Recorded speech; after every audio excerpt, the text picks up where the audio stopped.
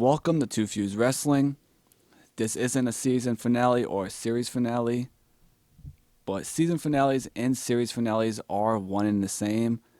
An awesome ending to a great show or a season leaves you wanting more, or if it's a series finale, it leaves you satisfied with that season that you just watched, that series that you just watched.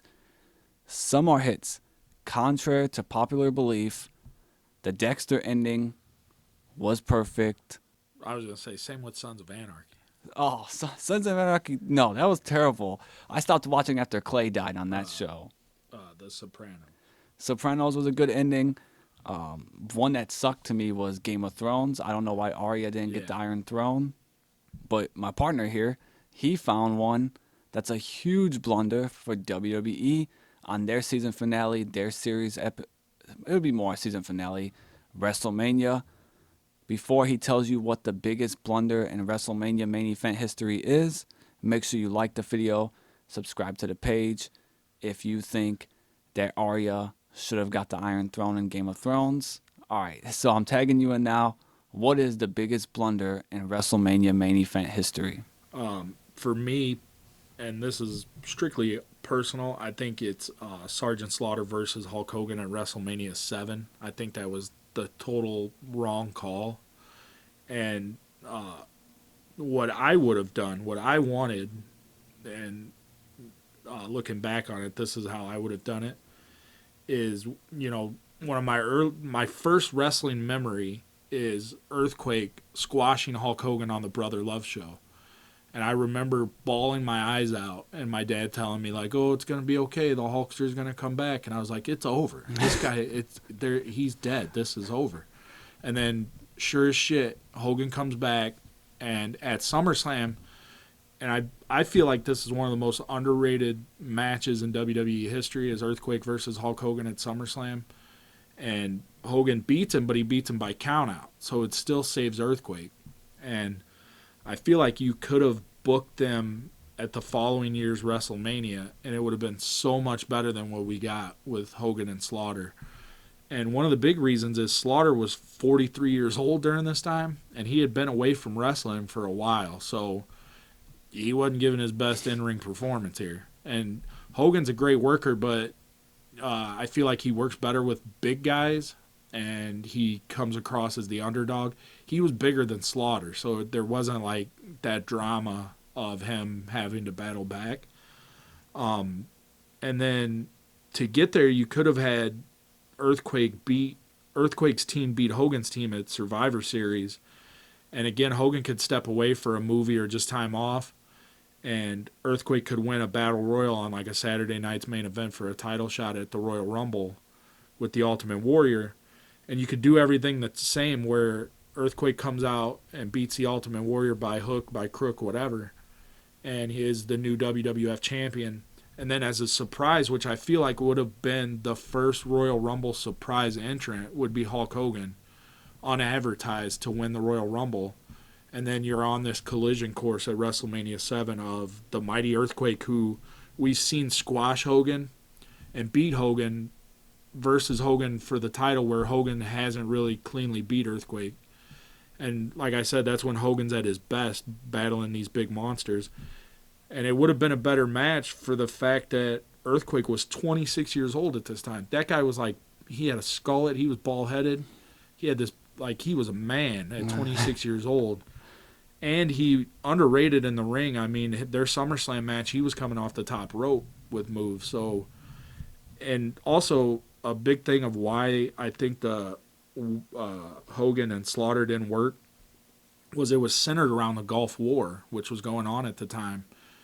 And I feel like when people turn on wrestling, they kind of just want to sit back, almost veg out, and forget all their troubles. They don't want to be reminded that a war's going on. So I think you're throwing this in their face that, hey, this guy's on Saddam Hussein's side. He's evil.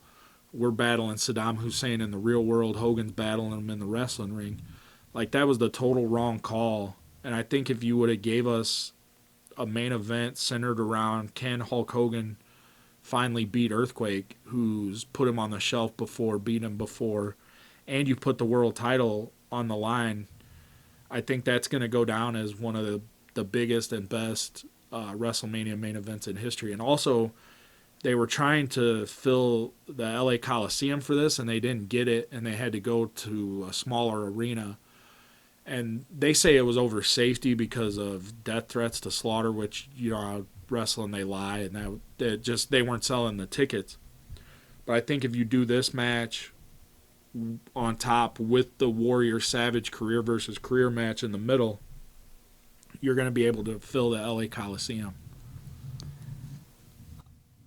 I agree with that you're going to be able to fill that Coliseum because what you just said, as a kid when I saw that Earthquake thing, I was just devastated. I was like, it's like dude, he's fucking, it's over with for Hogan now. And it's the first time Hogan looked human, like, if that makes sense. He had lost before, like the big one is he lost to the Ultimate Warrior. But the Ultimate Warrior was supposed to be this other cosmic force, like, entity thing. And it wasn't just a man. And Earthquake was just a man, and he squashed Hulk Hogan. And like I said, it made him look vulnerable. It made him look human. And for him to come back and be this, like, real-life superhero and overcome this thing and defeat him would have been huge, especially for me. I mean, I'm 4 years old. Just I love that he came back at SummerSlam and went up against the monster. Like, imagine if you go a couple months later and he defeats the monster. And also, Hogan was, I think he was very underrated in his promos. And one of my favorite ones is WrestleMania 3, where he's, like, going into the match with Andre and he's saying how people on the street were telling him this is his last ride. Imagine, like, I just get chills thinking of Hogan doing promos about, like, you know, this guy, he almost killed me, he put me on the shelf, whatever. And yeah, I beat him at SummerSlam, but it was by countout. Like, I don't know if I can beat this guy. If he's, like, doubting himself going into WrestleMania, I think makes for great TV and hypes up your match. Yeah, that storyline helps you sell out the Coliseum where, like you said, I'm kind of, well, I wasn't an adult then, but I'm sure adults were burnt out about Gulf War talk. They weren't turning on wrestling to hear about Gulf War. Yeah, like, they don't want to be reminded of the real world. They want to, like, let all their troubles slip away for a little bit. They want to see a David and Goliath storyline. I know Hogan's, like, obviously he's big too, but it's like, and what you said about him looking human, I had this Hogan tape that I used to watch all the time, and Earthquake did that move on the Brother Love show to it, but it was like I'd be playing or whatever, and it was like kind of like those shows they call them like anxiety shows. I can't think of the name right now. Where you just put it on as background noise. Yeah. Well, my Hogan tape would always be background noise while I'm playing, and I know what's happening. Hogan's going over. Hogan's beating all the people. But then all of a sudden, Hogan gets beat up by Earthquake. Every time I would stop playing, I'm like, oh no, Hogan. Because it's like, it just was such a surprise that Hogan had that happen to him. Yeah, I mean, for me as a kid, it shook up my whole world. Like, you know, I thought Hogan was invincible. He was the immortal Hulk Hogan. Like, Hulkamania is never, it's going to live forever. And then Earthquake almost killed it. Yeah. And it was like, my whole world came crashing down.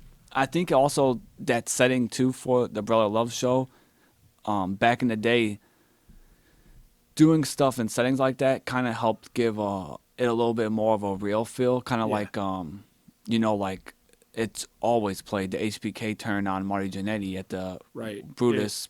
It didn't take place in the ring, so you felt like, oh, this is real. Like, or unscripted, Yeah, this is happening in real time. This isn't a match. It's not a wrestling match. What was that show called that Shawn Michaels did that to Marty Jannetty? Barbershop. The Brutus the Barber Beefcake. Okay, yeah. Threw him through the glass. Or as one of my favorite calls of all time, Bobby Heenan said, Marty Jannetty's a coward. He tried to jump through that.